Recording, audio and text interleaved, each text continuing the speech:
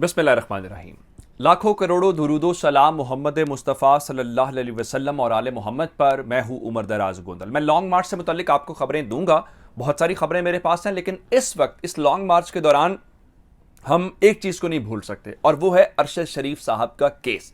अरशद शरीफ साहब की जो अहलिया जवेरिया सिद्दीक है, उन्होंने बताया कि अरशद शरीफ इस लॉन्ग मार्च को लेकर बहुत एक्साइटेड थे। वो कह रहे थे मैं ज़्यादा से ज़्यादा वीलॉग करूंगा। अगर वो होते तो आज अरशद शरीफ का एक असर हमें नज़र आता, लेकिन चूंकि वो शहीद हो चुके हैं तो बहुत सारों की कोशिश ये है कि इस मामले को दबा दिया जाए, लोग इसको भूल जाएं। लेकिन जब तक शहीद को इंसाफ नहीं मिलेगा और जब तक उनकी उस वालिदा को जिसने अपने बेटों को अपने हाथों से लहद में उतारा है उनको इंसाफ नहीं मिलेगा, इसको हम भूलने नहीं देंगे। अब ये अहम मामला एक बार फिर हाईलाइट हुआ है और परचम थाम लिया है शहीद की वालिदा ने। जाहिर बात है, जब आप इस किस्म की हरकतें करते हैं फिर खवातीन को बाहर आना पड़ता है, फिर वो मुकदमे लड़ती हैं, फिर अपने बेटों के लिए सब कुछ सबको करना पड़ता है। शहीद अरशद शरीफ की वालिदा सुप्रीम कोर्ट पहुंच गई हैं। सुप्रीम कोर्ट कैसे पहुंची हैं? वो अपने बेटे के लिए इंसाफ मांगने के लिए। लेकिन एक प्रॉब्लम है यहां पे। प्रॉब्लम यह है कि उनका बेटा भी सुप्रीम कोर्ट पहुंचा था इंसाफ मांगने के लिए, लेकिन बेटे को इंसाफ नहीं मिला था।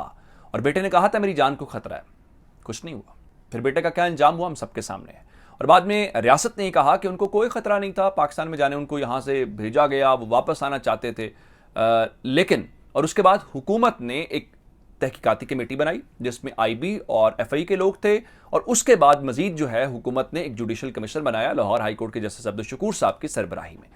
लेकिन अहले खाना इस सब चीज को तस्लीम करने से इनकारी हैं। इमरान खान कह चुके हैं कि अगर आपने इस केस को मनतकी अंजाम तक पहुंचाना है तो शहीद की वालिदा से पूछा जाए, वो आपको बताएंगी कि कौन थ्रेट कर रहा था, किससे खतरा था, कौन ये चाहता था कि अरशद शरीफ यहां पे ना रहें, और किसने ये सारा खेल खेला।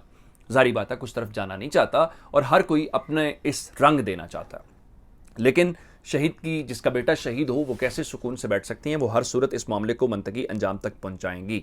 शहीद अरशद शरीफ ने खत लिखा था, उससे कुछ नहीं हुआ था, लेकिन फिर भी आज रिकॉर्ड का हिस्सा है। कल को तारीख ये तय करेगी कि जब वो इंसाफ मांग रहा था, हर दरवाज़ा खटखटा रहा था, तो किसी ने उसकी नहीं सुनी थी। लेकिन आज उसकी वालदा सुप्रीम कोर्ट के दर पे पहुंच गई हैं। दर से मुराद ये है कि वो पाकिस्तान के आला तरीन अदल के ऐवान में, जहाँ से बड़े बड़े फैसले होते हैं, जहाँ पे सबको इंसाफ मिलता है, वहाँ पे वो पाकिस्तान जिंदाबाद का नारा लगाने वाला और पाकिस्तान का केस लड़ने वाला जो शख्स है उसकी माँ पहुँची है और ख़त लिखा है चीफ जस्टिस उमर अताब बंदियाल को। कोई ओहदा नहीं मांगा, कोई बच्चों के लिए सरकारी नौकरी नहीं मांगी, कोई ये नहीं कहा मुझे करोड़ रुपया दे दो और ये कर दो, नहीं, बिल्कुल भी नहीं।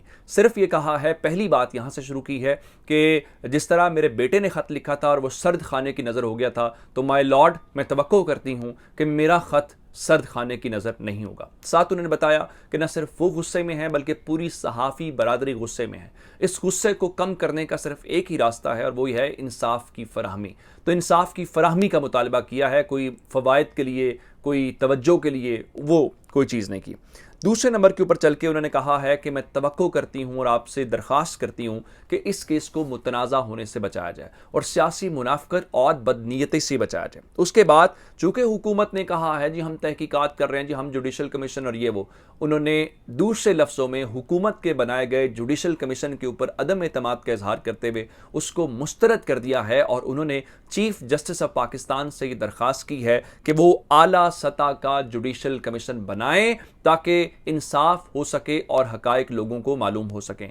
मेरा ख्याल ये है कि चीफ जस्टिस को ये काम ज़रूर करना चाहिए। अब होना तो ये चाहिए कि यूनाइटेड नेशंस के लेवल के ऊपर इन्वेस्टिगेशन की जाए ताकि कीनिया वालों से भी पूछा जाए, पाकिस्तान के अंदर वो किसी का नाम लें या थ्रेट करें तो उनसे भी पूछा जाए, ताकि एक मनतकी है, फ्री एंड फेयर ट्रायल जिसको बोलते हैं, ताकि पता चले कौन कल्प्रिट है, कौन जिम्मेदार है। इस मामले को भूलना हमने नहीं है, हमने भूलने नहीं देना। हम शहीद की वालिदा की आवाज़ हर उस फोरम तक पहुंचाने की कोशिश करेंगे, आवाज़ बुलंद करेंगे जिसके ज़रिए उस माँ को शायद सुकून मिल जाए जब उसके बेटे के जो कातिल हैं, जो मुजरिम हैं, उन तक, उनके गिरबानों तक हाथ पहुँच जाए। अब आगे चलते हैं।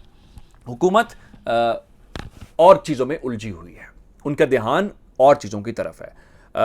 होना तो ये चाहिए कि आज़म सवाती आज पार्लियामेंटेरियन है तो कल आप भी हो सकते हैं, कल आप भी नंगे हो सकते हैं। इसी तरह से वो और चीज़ों में उलझे। मिसाल के तौर पे आपने एफआईए का पहले पी का ऑर्डिनेंस लेके आए तो आप फंसे, अब आप एक बार फिर उनको ये देने जा रहे हैं तो आप फंसेंगे। ये जो सरकारी मुलाजिम होते हैं ये इक़्तिदार के ऐवानों के साथ चलते हैं, ये हवाओं के साथ चलते हैं, तो ये आप मत समझिएगा हमेशा आपके साथ ये ठीक रहेंगे।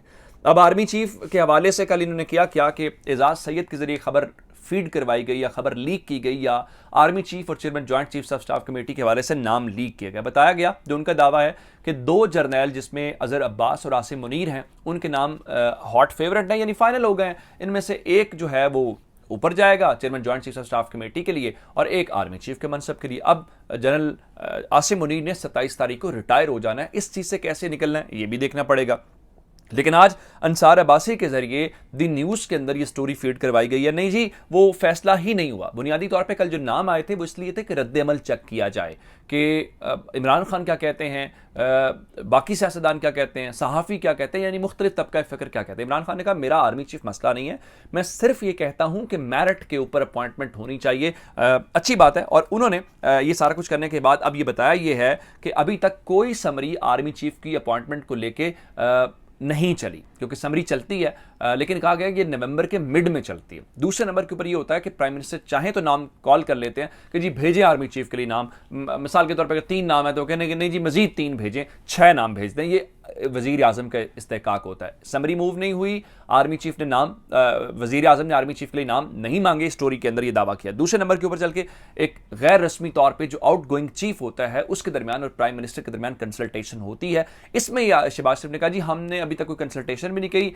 मौजू और मुनासिब वक्त के ऊपर आइन के मुताबिक हम अपॉइंटमेंट करेंगे। लेकिन इसमें एक बात यह है कि हुक्मरान इत्तेहाद जो PDM है उन्होंने आपस में गैर रस्मी जो कंसल्टेशन है वो मुकम्मल कर लिया। अब जो 6 नाम है जिसमें से फैसला होना है, जिसमें जनरल आसिम मुनीर हैं और जनरल साहिर शमशाद हैं, जनरल अजहर अब्बास हैं, जनरल नोमान महमूद हैं, जनरल फैज़ हमीद हैं, जनरल मोहम्मद आमिर हैं। अब अगर तो ये ऊपर वाले जनरल आ गए तो उसका मतलब ये होगा कि फैज़ हमीद साहब अप्रैल में ही रिटायर होंगे, क्योंकि इनकी कोशिश ये थी कि हम आर्मी चीफ को ऐसा लगाएं कि फैज़ हमीद सुपरसीड हो जाएं और वह घर चले जाएं, क्योंकि इनको खतरा ये है कि कहीं ऐसा ना हो इलेक्शन हो, इमरान खान जीत के आ जाएं और वो आर्मी चीफ चेंज कर दें। ये वज़ीर आज़म का इस्तेहकाक होता है, वो जिस वक्त चाहे चेंज कर सकता है। माजी में ऐसा करने की कोशिश की नवाज शरीफ ने, लेकिन वो फैसला ठीक साबित नहीं हुआ।